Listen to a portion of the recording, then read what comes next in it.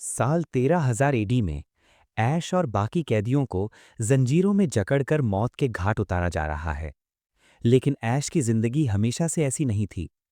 1992 में ऐश एक आम इंसान था जो अपनी गर्लफ्रेंड के साथ एक किराने की दुकान में काम करता था। एक दिन वे दोनों पहाड़ों पर एक रोमांटिक ट्रिप के लिए निकलते हैं और रास्ते में एक पुराने केबिन में रुकते हैं। अंदर जाने पर उन्हें एक रहस्यमयी किताब मिलती है जिसका नाम है नेक्रोनॉमिकॉन एक्स मोटिस, यानी बुक ऑफ द डेड। ये किताब इंसानी चमड़ी से बंधी हुई है और खून की स्याही से लिखी गई है। इस प्राचीन किताब में अजीबोगरीब दफनाने की रस्में, अंतिम संस्कार के मंत्र और राक्षसों को जिंदा करने के खतरनाक मंत्र लिखे हुए हैं। जल्द ही इस किताब की अलौकिक शक्ति जंगल में एक भयानक शैतानी ताकत को जगा देती है। वो ताकत तेजी से खिड़की तोड़कर अंदर घुसती है और ऐश की गर्लफ्रेंड पर हमला करके उसे मार डालती है। उसके बाद वो शैतानी शक्ति ऐश पर हमला करती है और उसके हाथ को अपने कब्जे में ले लेती है। अब ऐश के पास कोई और चारा नहीं बचता और उसे अपना हाथ काटना पड़ता है। फिर उसकी जगह पर एक चेनसॉ लगानी पड़ती है। दुर्भाग्यवश वो दुश्मन शक्ति फिर से लौट आती है और एक टाइम वॉर्टेक्स बना देती है जो ऐश की कार को अपने अंदर खींचने लगता है। ऐश केबिन को पकड़ने की पूरी कोशिश करता है, लेकिन वो भी उस भंवर में खिंच जाता है। कुछ ही मिनटों में ऐश और उसकी कार देहात के बीचों बीच बड़े दर्दनाक तरीके से गिरते हैं। अचानक शूरवीरों का एक ग्रुप उसे चारों तरफ से घेर लेता है और अपनी तलवारों से कार को कुरेदने लगते हैं। तभी ऐश को एहसास होता है कि वो अतीत में आ चुका है। एक बुद्धिमान आदमी ऐश को देखता है और कहता है कि शायद यही वो आदमी है जिसका जिक्र नेक्रोनॉमिकॉन में किया गया है। किताब के अनुसार एक आदमी आसमान से गिरेगा और उन्हें डेडाइट्स नाम के खतरनाक परजीवी राक्षसों के आतंक से मुक्त कराएगा। लेकिन लॉर्ड आर्थर को इस बात पर शक है। उन्हें लगता है कि ऐश को उनके दुश्मन ड्यूक हेनरी ने भेजा है, इसलिए वो ऐश को मौत की सज़ा सुना देते हैं। शूरवीर ऐश को पकड़ने के लिए दौड़ते हैं और हाथापाई में चेनसॉ गिर जाता है, जिसे बुद्धिमान आदमी उठा लेता है। फिर ऐश को दूसरे कैदियों के साथ जंजीरों में बांध दिया जाता है। ये सभी दुश्मन सैनिक थे जिन्हें पिछली रात की लड़ाई में पकड़ा गया था।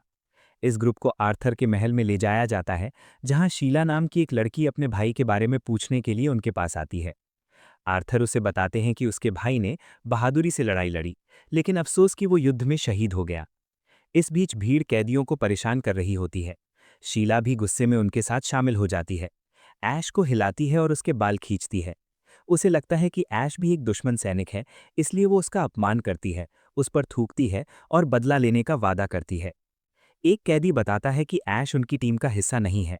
ऐश को पता चलता है कि ये आदमी खुद ड्यूक हेनरी है, लेकिन इससे खास प्रभावित नहीं होता। आर्थर हेनरी पर युद्ध शुरू करने का आरोप लगाते हैं, लेकिन गुस्से में हेनरी चिल्लाता है कि असल में आर्थर ने पहले हमला किया था। नाइट्स को उसे रोकना पड़ता है। वे दोनों एक भयानक भ्रष्टाचार का जिक्र करते हैं जो पूरे इलाके में तेजी से फैल रहा है। फिर आर्थर जमीन में एक गड्ढा खुलवाते हैं और नाइट्स हेनरी के एक सैनिक को उसमें धक्का देकर फेंक देते हैं। कुछ सेकंड की सन्नाटे भरी चुप्पी के बाद भीड़ को सैनिक की दर्दनाक चीखें सुनाई देती हैं और गड्ढे से बहुत सारा खून बाहर निकलता है। एक और सैनिक इस मौके का फायदा उठाकर भागने की कोशिश करता है, लेकिन आर्थर तुरंत अपनी क्रॉसबो से निशाना साधते हैं और उसे मार गिराते हैं। ऐश डर जाता है और समझाने की कोशिश करता है कि वो दुश्मन सेना का हिस्सा नहीं है। वो हेनरी से भी मदद मांगता है, लेकिन हेनरी को लगता है कि कोई उन पर विश्वास नहीं करेगा। शीला गुस्से में ऐश के सिर पर एक पत्थर फेंकती है और वो लड़खड़ाकर गड्ढे के करीब पहुंच जाता है। सैनिक इस मौके को हाथ से नहीं जाने देते और उसे अंदर धक्का दे देते हैं। ऐश गिरने से बच जाता है क्योंकि नीचे पानी होता है। वो उस डरावनी जगह के चारों ओर नजर दौड़ाता है, लेकिन उसे पानी से ऊपर उठता हुआ एक हाथ नजर नहीं आता। अचानक एक मरी हुई आंखों वाला जीव सामने आता है और ऐश को बुरी तरह पीटना शुरू कर देता है, जबकि ऊपर से भीड़ खुशी में तालियां बजाती है। वो जीव ऐश को नीचे फेंकता है और उस पर कूदकर जोर जोर से मारता है। ऐश इस मौके का फायदा उठाता है, उसे नीचे गिराता है और पलटवार करता है। जब तक वे लड़ते रहते हैं, एक परेशान आर्थर अपने आदमियों को कीलें एक्टिवेट करने का आदेश देते हैं। अब 2 कीलों से भरी दीवारें धीरे धीरे एक दूसरे के पास आने लगती हैं।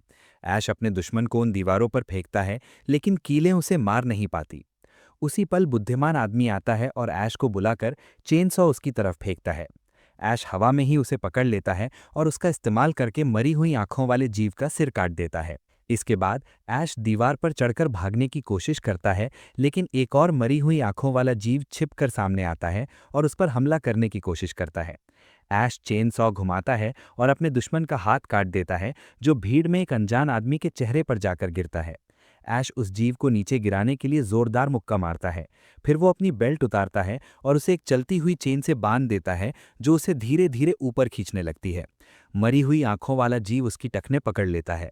ऐश उसे लात मारकर हटा देता है और कीलों वाली दीवारों के आपस में टकराने से ठीक पहले अपने पैर ऊपर उठा लेता है। जब वो जीव कुचलकर मर जाता है तो ऐश सतह पर वापस लौटता है और सबसे पहले आर्थर के चेहरे पर जोरदार मुक्का मारता है। ऐश पूछता है कि क्या कोई और उसे रोकने की कोशिश करेगा। सब लोग डर के मारे पीछे हट जाते हैं, लेकिन कोई आगे नहीं आता। फिर ऐश नाइट्स को मजबूर करता है कि वो कैदियों को छोड़ दें। हेनरी और उसके आदमी कुछ घोड़े चुराकर वहां से भाग जाते हैं। गुस्से में आर्थर अपनी तलवार उठाते हैं और ऐश को लड़ाई के लिए चुनौती देते हैं, लेकिन ऐश शांति से अपनी शॉटगन वापस ले लेता है और एक ही गोली से आर्थर की तलवार तोड़ देता है। इसके बाद ऐश भीड़ को अपना हथियार दिखाता है और गर्व से कहता है कि ये उसकी बूम स्टिक है। वो सबको धमकी देने ही वाला होता है कि तभी एक मरा हुआ आदमी गड्ढे से बाहर निकलता हुआ दिखता है और ऐश खुद रुक जाता है। वो गोली चलाता है लेकिन मॉन्स्टर को पूरी तरह मार नहीं पाता। फिर भी कम से कम वो उसे वापस गड्ढे में गिरा देता है। सब उसकी काबिलियत से प्रभावित हो जाते हैं और उसे हीरो मानने लगते हैं। अब ऐश घर जाने के लिए मदद मांगता है। कुछ देर बाद ऐश महल के अंदर खाने पीने और नौकरानियों का मजा ले रहा होता है। शीला अपने पहले के बुरे बर्ताव के लिए माफी मांगने आती है, लेकिन ऐश उसकी बात सुनने में कोई दिलचस्पी नहीं दिखाता। उसी समय बुद्धिमान आदमी आता है और ऐश को बताता है कि उसने कुछ रिसर्च की है। उसे वापस भेजने वाला एकमात्र जादू नेक्रोनॉमिकॉन में है, जिसे वे युद्ध के दौरान साथ नहीं ला पाए थे। ऐश गुस्सा हो जाता है क्योंकि वो इतना लंबा इंतजार नहीं करना चाहता।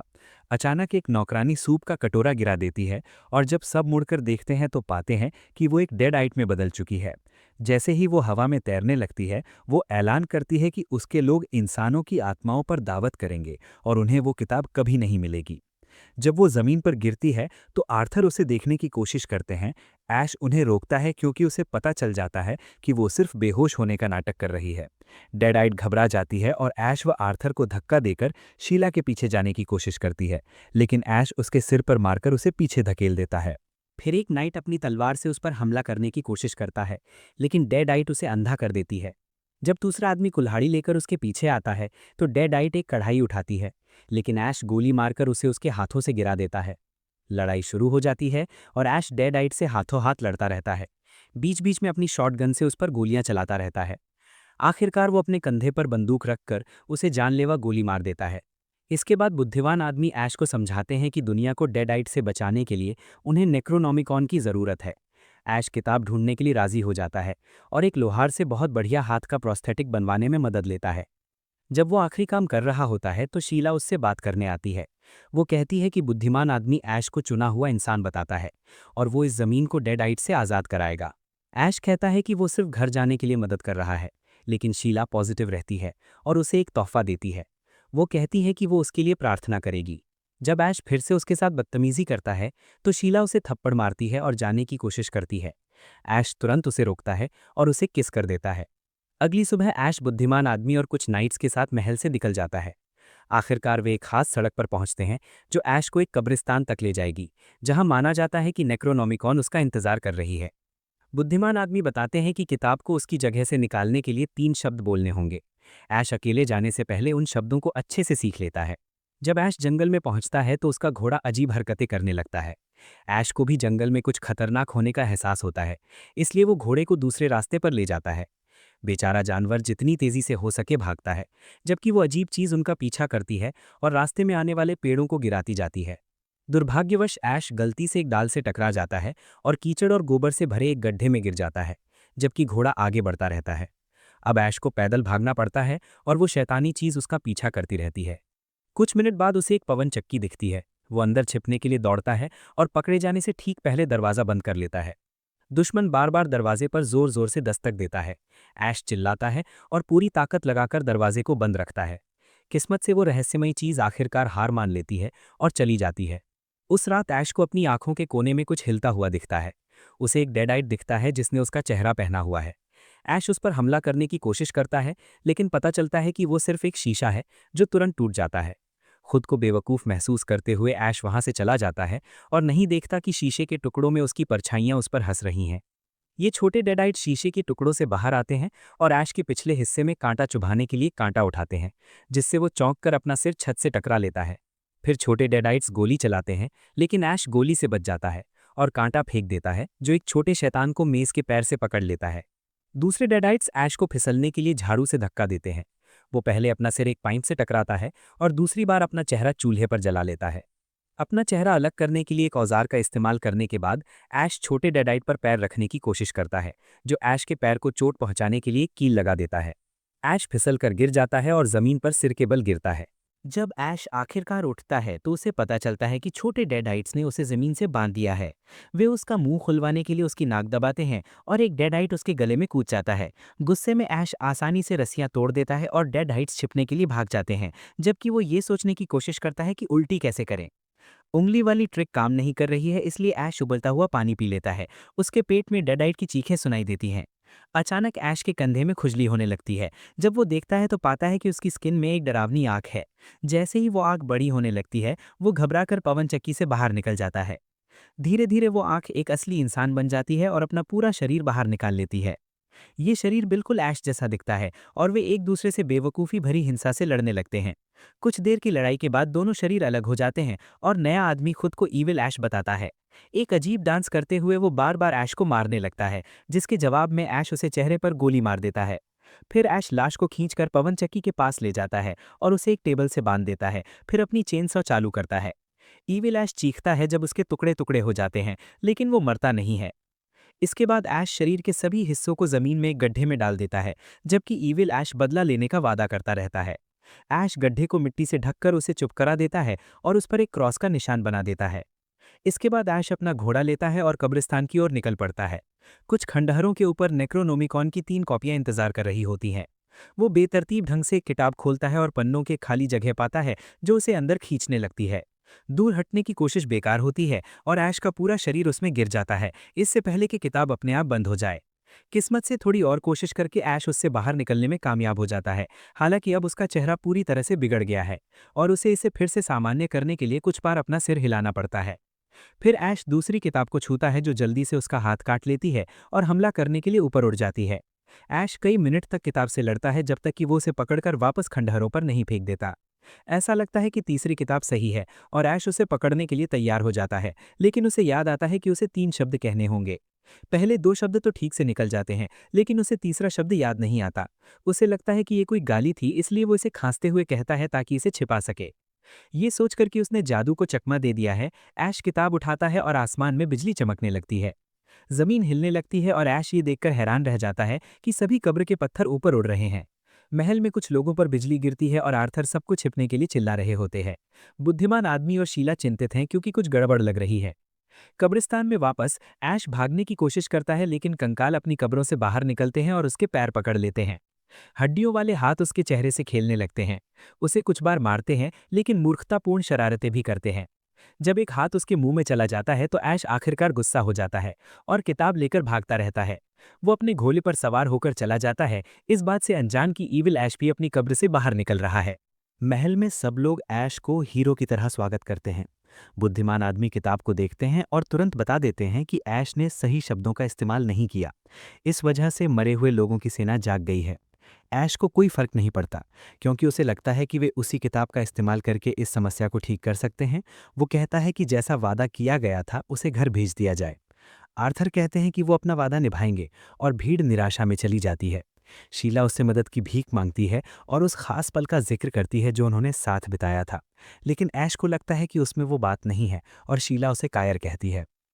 अचानक महल के ऊपर एक उड़ने वाला डेडाइट दिखाई देता है, जिससे सब घबराकर भागने लगते हैं। वो जीव जल्दी से शीला को पकड़ लेता है और ऐश उसकी मदद के लिए कूदता है, लेकिन डेडाइट पहले ही उड़ चुका होता है। शूरवीर अपने धनुष से तीर चलाना चाहते हैं, लेकिन आर्थर शीला को बचाने के लिए उन्हें रोक देते हैं। कब्रिस्तान में ईविल ऐश कंकालों से कब्रें खुदवा रहा है ताकि और साथियों को बाहर निकाला जा सके।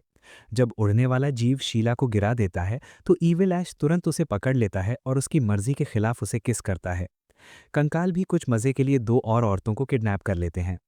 जब कंकालों की सेना मार्च करने के लिए तैयार होती है तो ईविल ऐश उन्हें नई शीला से मिलवाता है, जो अब एक डेडाइट बन चुकी है।